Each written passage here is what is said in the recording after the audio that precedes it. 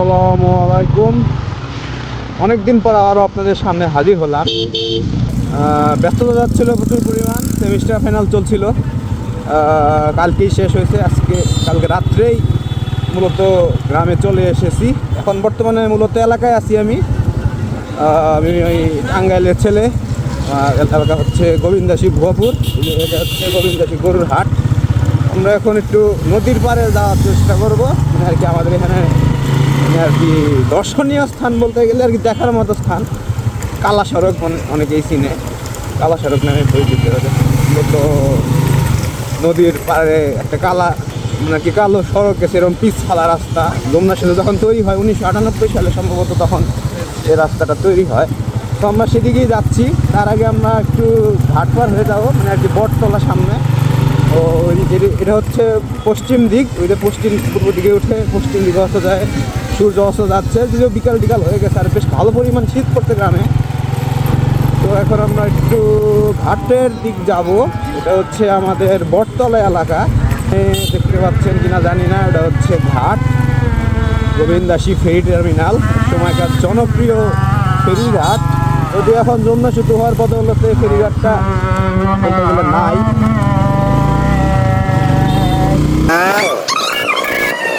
তো এখন বর্তমানে বলতে গেলে নদীতে পানি নাই। তো এই হচ্ছে ঘাটবার,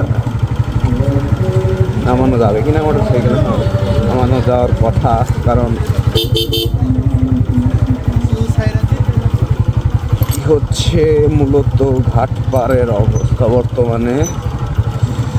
আল্লাহ, এদিকে কয়েক মাস আগেও আসছিলাম, পানি ছিল বেশ ভালো পরিমাণ। এখন যা দেখতেছি এক ফোঁটা পানি নাই। আর ওই যে সূর্য ডুবে যাচ্ছে, আর একটু পরে দেখা যায় অস্ত চলে যাবে একদম। সূর্য আর কি নদীর ভিতরে ঢুকে চলে যাবে। আর ঘাটপাড়টা হচ্ছে আমার হাতের ডান দিকে, আমি ওদিক যাবো, দেখাবো আপনাদের। এখন বর্তমানে যে জায়গায় আসি, মানে আর কি বাইকটা যে জায়গায় রাইড করতেছি, বর্ষা গেলে সে জায়গায় বেশ ভালো পরিমাণ পানি থাকে। আমার উপরে পানি চলে যায়, পানির লেভেল আর কি, পানির লেভেল এখন একদম নিচে চলে গেছে। ঘাট এক সময় এক জায়গায় চলে যায়, এটা আসলে বলা যায় না কখন কোন দিক থেকে চলে যায়, কারণ নদী সবসময় বহমান। এই হচ্ছে নদীর ঘাট পার আর কালা সড়ক ওদিকে। তারা যদি কাছে যাওয়ার চেষ্টা করি, তো একদম কাছে চলে আসছি আমরা।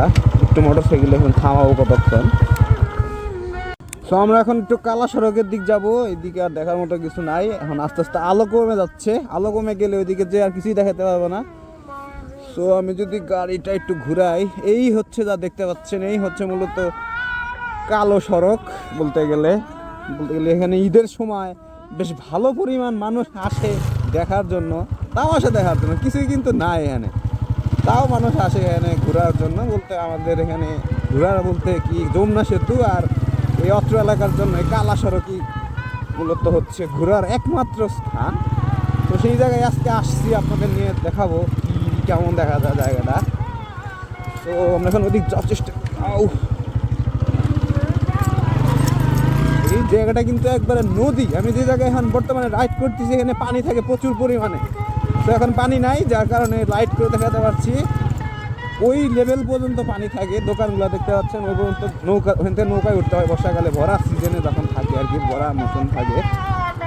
তো আমরা একটু উপরে ওঠার চেষ্টা করি, ঢালে ওঠার চেষ্টা করি। এখানে ভাঙাচোরা।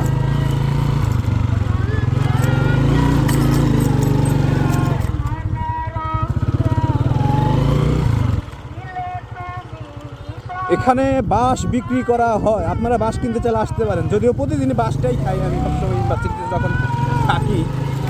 যাই হোক, মজা করলাম। তো আমরা এখন কালা সড়ক এলাকায় চলে আসছি।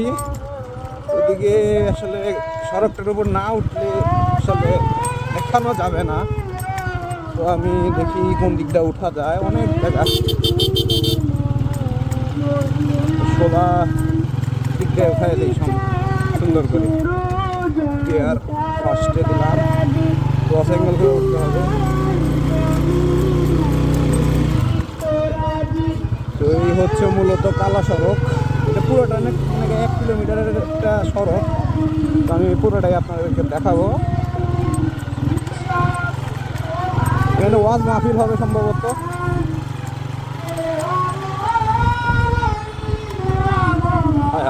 কারেন্টের তাল টানাইতেছে।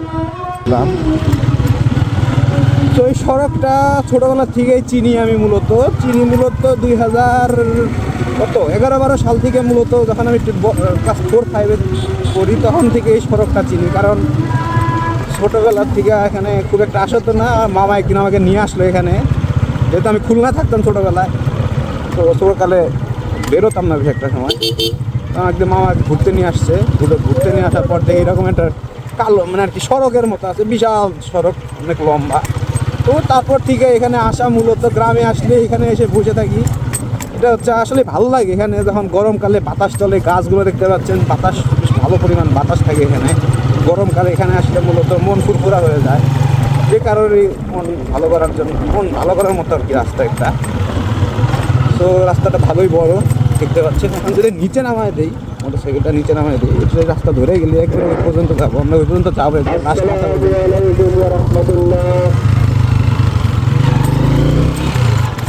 এই যে কি সুন্দর ঘাস, এখানে বিস্তৃত এরকম তৃণভূমি, বলতে গেলে সুন্দর একটা জায়গা।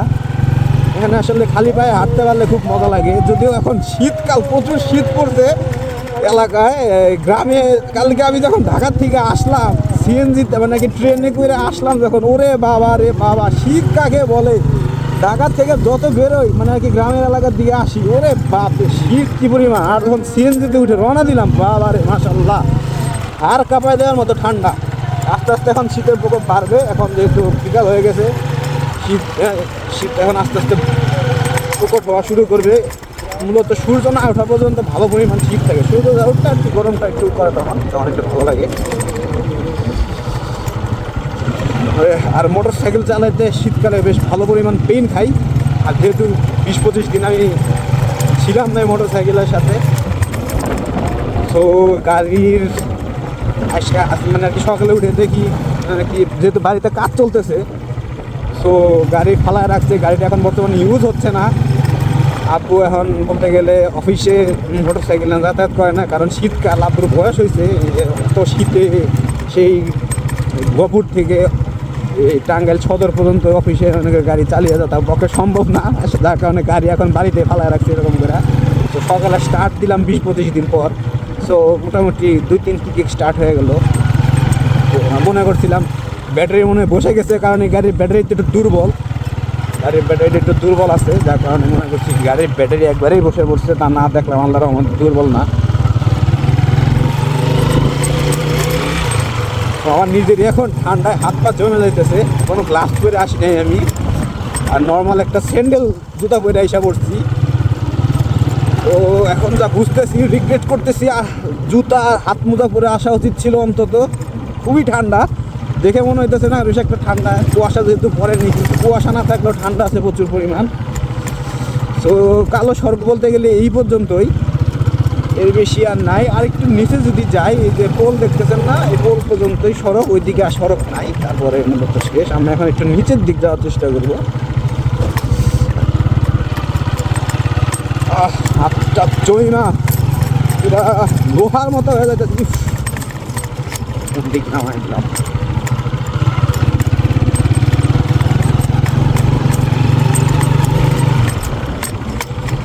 রিক্সি পয়েন্টে চলে যাচ্ছি। এখান থেকে মোটর সাইকেল যদি খালি স্লাইড করে একবারে নদীতে যায় পড়বো। তাও আর এটা হচ্ছে যমুনা নদী, আর হাতে আমার সোজা গেলে যমুনা সেতু দেখতে পারবেন, মানে আর কি আমাদের ঘাট থেকে যমুনা সেতু দেখা যায়। আর পিছে আমার ব্যাক সাইডে হচ্ছে জামালপুরের দিক চলে গেল। তো আজকে এখানেই পার্ক করবো। আজকের ব্লগ এই পর্যন্তই। নতুন কিছু ভিডিও আসবে সামনে ইনশাল্লাহ, যেহেতু সেমিস্টার ফাইনাল শেষ। তো সকলে ভালো থাকবেন, সুস্থ থাকবেন, ধন্যবাদ।